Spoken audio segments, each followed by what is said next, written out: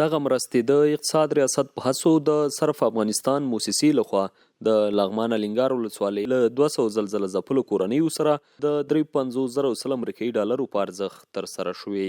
په یادو مرستو کې 5 کمپلې، 6 قلمه د وینځلو وسایل، 14 قلمه د اشپزخانې وسایل، 1 ترپال، 1 فرش او 1 داش شامل وو.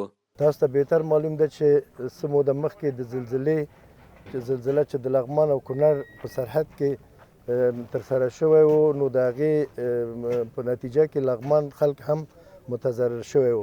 تقریبا نن د 200 کورنیو ته د اشپزخانې د تشنابونو د صفایي مواد او په ضمن کې نور البسه نن دغه خلکو ته دلته توزیع کیږي.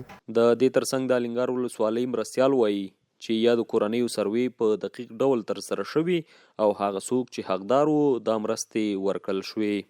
هغه مظلومې کورنۍ چې هغوی حق ضایع نه شي، نو د دې لپاره شپږ کسیزه کمیټه جوړه ده. دغه کمیټې نه چې کله انجینران راځي لغمان بیا الینګار کې الینګار ولسوالۍ په ساحو کې سروې ترسره کوي، د شپږو کسانو نه یو کس خامخا ورسره وي او په دغه سروې کې چې دغه کوم سروې شوی دا هم دقیق شوی، موږ معلومات کړی، موږ اسناد لرو، موږ د ساحو خلکو نه پوښتنه کړې. نو لله الحمد د امارت مشران دې ته متوجه دي چې خپل ولس باندې ډېر مهرباني. بل لور ته مرسته اخیستونکو کورنیو د یادو مرستو په ترلاسه کولو خوښي څرګنده کړه او په راتلونکي کې د نورو مرستو غوښتنه وکړه. دا مرستې موږ ته ډېر سخته ګټورې دي. الله دې دوی موږ ډېر خوشحاله یو. الله دې عبال لره چې موږ ته دې مرسته وکړله.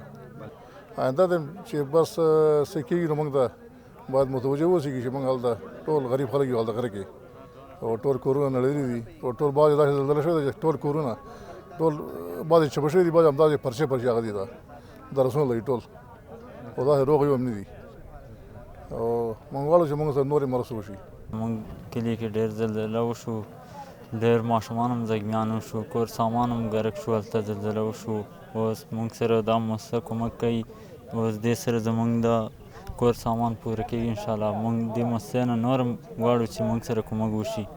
دا په داسې حال کې ده چې له دې وړاندې هم د بېلابېلو ادارو همکارو موسساتو لخوا د زلزله ځپلو کورنیو سره د نقدي مرستو ترڅنګ د خوراکي او غیر خوراکي توکو مرستې ترسره شوي.